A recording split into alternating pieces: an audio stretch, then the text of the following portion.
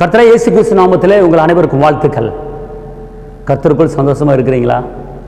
கர்த்தர் உங்களை சந்தோஷமா வச்சிருக்கிறாரு. ஏன்னா உங்கள் துக்கத்தை சிலுவையில் முடிச்சிட்டாரு, உங்கள் தரித்திரத்தை சிலுவையில் முடிச்சிட்டாரு, நம்முடைய சாபத்தை சிலுவையில் முடிச்சிட்டாரு.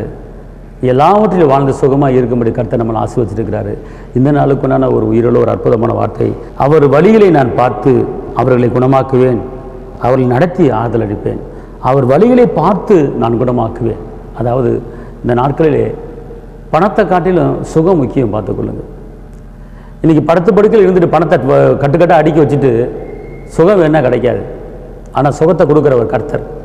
அப்படின்னா கர்த்தர் என்ன சொல்கிறார்? உன்னுடைய நடைகளை பார்த்து உன் வழிகளை பார்த்து உனக்கு நான் சுகத்தை கொடுப்பேன். ஒரு வாழ்க்கை எப்படி இருக்கிறது? அவர் உடனே சுகத்தை கொடுக்குற தேவன் அல்ல. அன்பார்ந்தவர்களே, பெதஸ்தா குளத்தில் 38 வருடமும் நோய்பட்டு கணவனை பார்த்து சுகத்தை கொடுக்குறாரு. சுகத்தை கொடுத்துட்டு இனிமேல் பாவம் செய்யாதே போ அப்படிங்கிறார். பார்த்தீங்களா? அவர் சுகத்தை கொடுக்கறதுக்கு ஒரு அர்த்தம் இருக்கும்.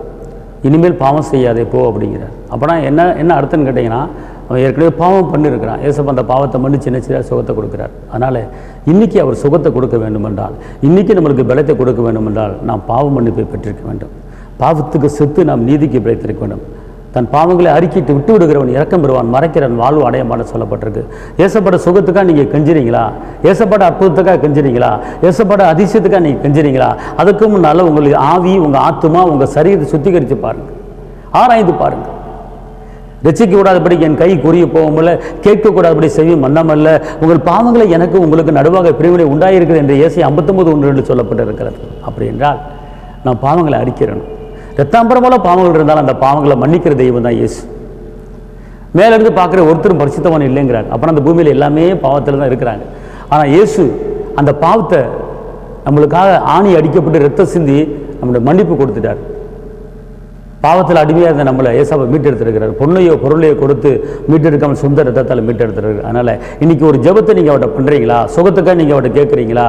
அல்லது ஒரு அதிசயத்துக்கு அவர்கிட்ட கேட்கலாம். அதுக்கு முன்னால் உங்கள் இதயத்தில் ஏதாவது கசப்பு இருக்கிறதா, வெறுப்பு இருக்கிறதா, பிரிவில் இருக்கிறதா, பாவம் இருக்கிறதா? எல்லாத்தையும் ஆராய்ந்து பாருங்கள். ஆராய்ந்து பார்த்து விட்டு நீங்கள் ஏசப்பாட்டை கேட்டு பாருங்கள். கண்டிப்பாக அவர் உங்களுக்கு அற்புதம் செய்வார், சுகத்தை கொடுப்பார். உங்களுக்கு நான் செபிக்கிறேன். தகப்பனே இயேசு மகாராஜா, அவனை நன்றியோடு துதிக்கிறேன், ஸ்தோத்திரிக்கிறேன்.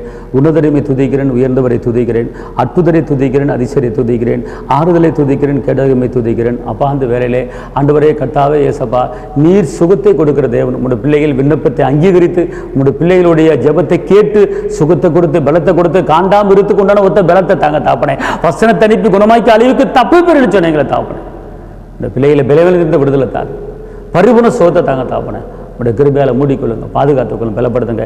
யாரும் பலவீனம் இருக்கக்கூடாது. பலவீனன் யாவரும் பலவான் என்று சொல்வானாக, சுகத்தை கூறு என்று சொல்லப்பட்ட வசனத்தின்படி நாங்கள் சுகத்தை கூறுகிறோம் ஐயா, பலத்தை கூறுகிறோம் ஐயா. ஆண்டவரே, யாரெல்லாம் பலவீனமாக இருக்காங்களோ, யாரெல்லாம் முதுகு வலியில், தலை வலியில், கால் வலியில், பலவீனத்தில், கண்ணு வலியில் இருக்கிறாங்களோ, அவங்களுக்கு இன்னைக்கு ஒரு பரிபூர்ண சுகத்தை தரும்படி ஏசப்பா உங்க நாமத்தில் சொல்லுகிறேன் தாப்பனே. இந்த நிகழ்ச்சியை பார்க்கிற யாராவது பலவீனமாக இருந்தாங்கன்னா, ஒருவேளை மூக்கு பகுதியில், வாய் பகுதியில், எந்த பகுதியில் பலவீனம் இருக்குமானா அந்த பலவீனத்தை இயேசுவின் நாமத்தில் எதிர்க்கிறேன் தாப்பனே.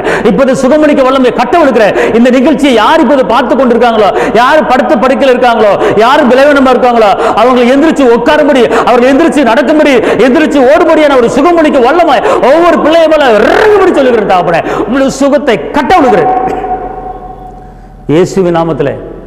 அப்பா, வசனத்தை அனுப்பி குணமாக்கி அழிவுக்கு தப்பிப்பேன்னு சொன்னீங்களே, வார்த்தையை அனுப்பி சுகமாக்குங்க தாப்பனே.